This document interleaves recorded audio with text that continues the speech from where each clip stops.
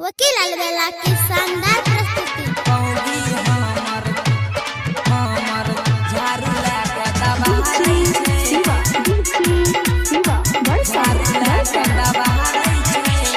रिमझिम recording studio Simri Bakhtiyarpur. दिन भर के तनो काम करे छौ, सांझ के लहटहारै छै। दिन भर के तनो काम करे छौ, सांझ के लहटहारै छै। हम जे कुछो बोलै छौ त हम कुछो बोलै छौ त गलना लेके पानै छै।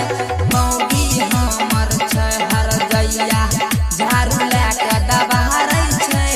मौगी हमर छै हर गैया।